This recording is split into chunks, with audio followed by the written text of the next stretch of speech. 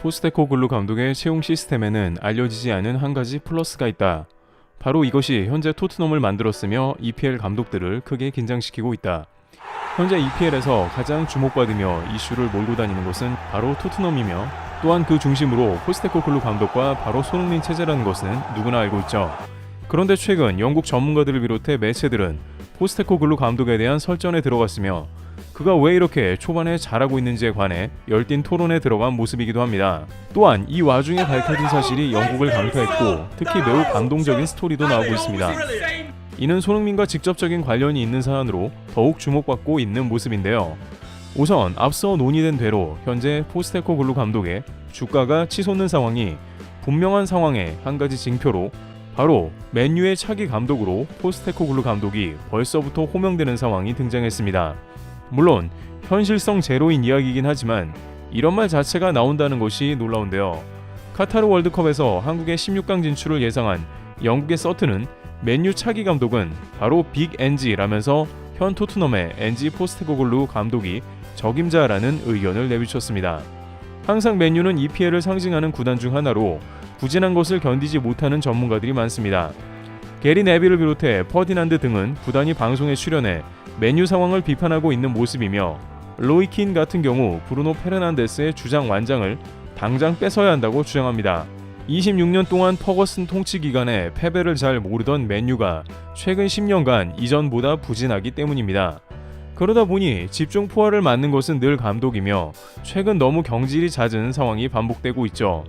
결정적으로 지난 시즌 챔스를 진출시키면서 팀 리빌딩을 성공하고 있다고 평가받는 텐 하흐가 올 시즌 들어서 팀이 8위권에 머물고 있으며 팀 내분이 일어났다는 루머가 돌고 있습니다.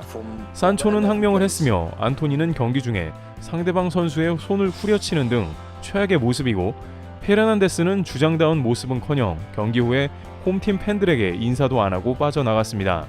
지난 리그 경기에 맨시티에 3대0으로 무기력하게 패배한 이후 라커룸에서도 문제를 일으켰는데요.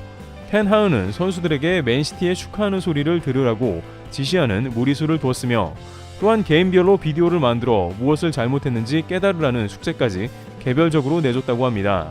하지만 맨유 선수들은 근본적으로 텐 하흐 전술이 엉망이었다고 생각한다는데요. 페르난데스는 10번 위치가 아닌 윙어로 배치했고 센터백인 린델호프를 왼쪽에 출전시켰는데 챔스에서 활약을 했던 풀백 레길론이 있음에도 그를 넣은 건 정말 의문이었다는 겁니다. 물론 맨시티를 상대로 텐 하흐 나름의 구상이 있었겠지만 선수들은 이에 대해 불만을 품고 있고 텐 하흐의 전술 자체가 엉망이라는 소문이 맨체스터를 지배하고 있다고 전해지고 있습니다. 그 가운데 다시 맨유에 반복되는 역사인 감독 경질에 대한 얘기가 벌써 나오는 것이죠. 크리스 서튼은 이에 대해 현재 맨유의 상황을 바꿀 감독은 포스테코글루 외에는 없다고 했습니다. 물론 현실적으로 토트넘 감독으로 막 부임하고 팀을 최고로 이끈 그에게 이런 가능성은 제로입니다. 장기간 계약이 되어 있는 데다가 앞으로 토트넘은 그를 어떻게든 잡을 것이 분명해도 보입니다. 다만 주목할 것은 그만큼 포스테코글루 감독의 리더십이 주목받고 있는 상황이라는 것이죠. 게리 네빌과 캐러거도 방송에 출연해 포스테코글루는 차원이 다른 감독이며 텐 하흐와는 다르다고 했습니다. 맨유 출신인 네빌이 그런 말을 하는 것은 매우 이례적인 발언이기도 하죠. 그런데 이처럼 포스테코글루 감독의 주가가 치솟는 가운데 비하인드 스토리가 전해지는데요. 바로 그가 이렇게 팀을 잘 운영하는 이유 중 하나는 전혀 다른 데 있다는 것이 밝혀진 겁니다. 우선 현재까지 알려진 것은 손흥민 주장 체제가 자리 잡았고 이것이 성공했다는 점입니다. 포스테코글루 감독은 프리시즌을 돌고 나서 곧바로 런던으로 돌아와 주장부터 바꿨습니다. 손흥민은 당일까지도 주장이 될지 몰랐다 할 정도로 파격적인 조치였고 이는 대성공을 거둔 것이었죠.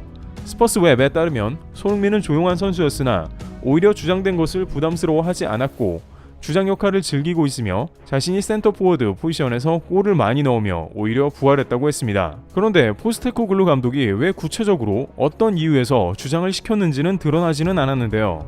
그저 손흥민이 실력이 좋으며 리더십이 있고 융화가 잘 돼서 그렇다면 그것도 맞는 말이겠지만 근본적으로 포스테코글루 감독의 채용 시스템 자체가 달랐다는 하나의 감동 스토리가 나왔습니다. 이는 바로 최근에 비카리오 골키퍼가 영입된 놀라운 이유와도 연관되어 있는 것인데요. 영국 BBC는 비카리오가 어떻게 포스테코글루 체제에 들어올 수 있었는지 조명했습니다. 우선 비카리오는 코로나 시절에 과거 안정환이 뛰던 페루자에 임대되어 생활하고 있었는데 페루자는 코로나로 리그가 운영이 제대로 안 되자 리그 티켓권을 가진 팬들에게 전하는 행사를 했는데 여기서 비카리오는 한 노인과 통화를 했고 이 노인은 이를 장난 전화라고 여겼습니다.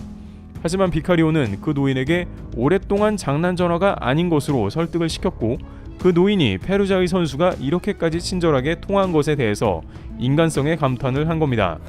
안 그래도 페루자에서 평가가 좋던 비카리오는 이 상황 때문에 더욱 평판이 좋아졌습니다.